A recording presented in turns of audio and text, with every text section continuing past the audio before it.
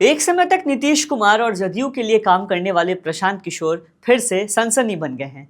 बिहार में नीतीश बाबू की नियति ही ऐसी है कि जिधर के होते हैं उधर ही सरकार बन जाती है, लेकिन जब तक सरकार में रहते हैं विपक्ष के भरसक निशाने पे भी रहते हैं। इधर बीच नीतीश कुमार के मानसिक स्थिति पे, मानसिक स्वास्थ्य को लेकर सवालिया निशान गहरा गया है। लोग उन्हें मेंटल बताने लगे हैं। अब प्रशांत किशोर का बयान सामने आया है, कह दिया कि वे अपने मंत्रियों के नाम बिना कागज देखे बता दें तो मैं आंदोलन छोड़ने को तैयार हूं और आंदोलन छोड़ने के बाद नीतीश के साथ काम करने को भी तैयार हूं। और क्या क्या बोल गया प्रशांत किशोर, जिसके बाद बिहार के सियासत में सनसनी समा गई, बताएंगे। लेकिन उससे पहले आप द हिंदी टॉप को सब्सक्राइब करके बेल आइकन दबाना ना भूलें, ताकि आप तक पहुंचे हर खबर सबसे पहले। प्रशांत किशोर मीडिया से मुखातिब हुए। इन दिनों पटना में गंगा किनारे सत्याग्रह आश्रम में युवाओं को सत्याग्रह की ट्रेनिंग दे रहे हैं। इसी बीच प्रशांत किशोर का एक बयान काफी वायरल हो रहा है, जिसमें प्रशांत किशोर कह रहे हैं कि नीतीश कुमार का 8-10 महीने का समय बचा हुआ है। वो मानसिक और शारीरिक रूप से थके हुए हैं। उनकी मानसिक स्थिति पर सवाल उठाते हुए प्रशांत किशोर ने नीतीश सरकार पे सरापा हमला बोला। प्रशांत किशोर ने कहा कि मानसिक तौर पर नीतीश कुमार की ऐसी स्थिति नहीं है कि बिहार जैसे प्रदेशों के लिए वो मुख्यमंत्री बने रहे। कैमरे पे उन्होंने कहा कि हम लोगों ने उनके मेडिकल जांच की बात की थी। छोड़िए मेडिकल जांच, ये कहिए कि सीएम नीतीश कुमार बिना कागज देखे अपने मंत्रिमंडल के सदस्यों और उनके विभागों के नाम बता सकते हैं। अगर वो बता दे तो प्रशांत किशोर पूरा आंदोलन वापस ले लेंगे और फिर से नीतीश कुमार के समर्थन में खड़े हो जाएंगे, ऐसा प्रशांत किशोर ने मीडिया के सामने दावा किया। बिहार की मौजूदा कानून व्यवस्था पे भी प्रशांत किशोर ने बड़ा बयान दिया। कहा कि जब बिहार में बालू माफिया, शराब माफिया और अफसर राज है तो सुचारू कानून व्यवस्था की उम्मीद कैसे जताई जा सकती है। प्रशांत किशोर ने कहा कि अपराधियों का सत्ता में बैठे लोगों से क्या रिश्ता है ये सब जानते हैं। जब मुख्यमंत्री मानसिक रूप से निर्णय लेने में, सरकार चलाने में सक्षम नहीं है तो बिहार में ऐसी घटनाएं होना स्वाभाविक है।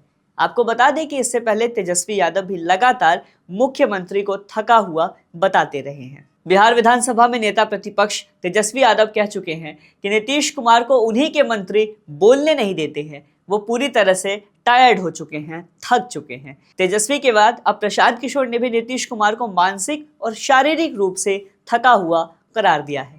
बताते चले कि चुनाव के मद्देनजर पीके की जनसुराज पार्टी भी तैयारियों में जुट गई है।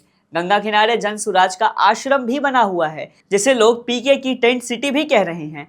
वहां अब जनसुराज अपनी चुनावी रणनीति को साधने का काम कर रही है। बिहार में बीते दिनों प्रगति यात्रा करने के दरमियान नीतीश कुमार ने महिलाओं से बात करते हुए कहा था कि पहले कोई लड़की कपड़ा पहनती थी, नहीं ना, अब देखिए कितना सुंदर कपड़ा पहनती है, कितना सुंदर से बोलती है।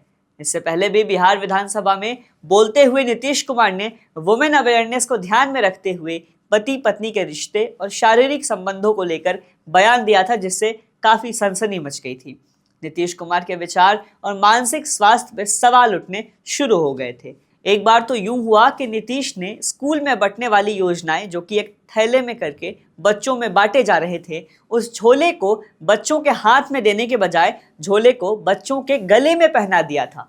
नीतीश के इस हरकत को सभी लोग मानसिक स्वास्थ्य पे सवालिया निशान लगाकर देख रहे थे।